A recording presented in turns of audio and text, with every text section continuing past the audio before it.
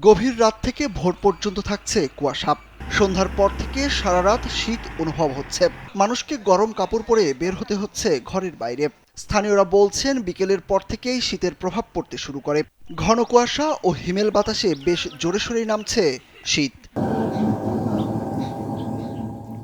এদিকে এরই মধ্যে চলতি মৌসুমে সর্বনিম্ন তাপমাত্রা নামল চুয়াডাঙ্গায়।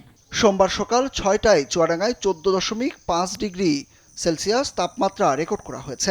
এ সময় বাতাসের আর্দ্রতা ছিল ৯৭%। এর আগে রোববার জেলায় সর্বনিম্ন তাপমাত্রা ছিল ১৫.৮ ডিগ্রি সেলসিয়াস, যা একদিনের ব্যবধানে ১.৩ ডিগ্রি সেলসিয়াস তাপমাত্রা কমল।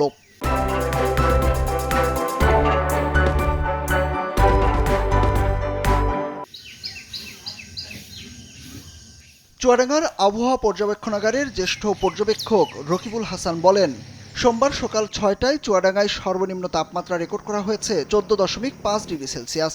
প্রতিদিন ১ থেকে ২ ডিগ্রি তাপমাত্রা কমবে।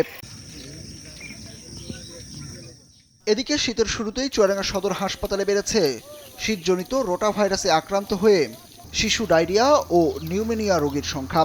গত এক সপ্তাহে শ্বাসকষ্ট, ডায়রিয়া সহ শীতজনিত বিভিন্ন রোগে হাসপাতালের আউটডোরে ৩,০০০-এর বেশি বয়োবৃদ্ধরা চিকিৎসা নিয়েছেন বলে জানিয়েছেন চুয়াডাঙ্গা সদর হাসপাতালের ভারপ্রাপ্ত আবাসিক মেডিকেল চিকিৎসক ওয়াহিদ মাহমুদ রবিন।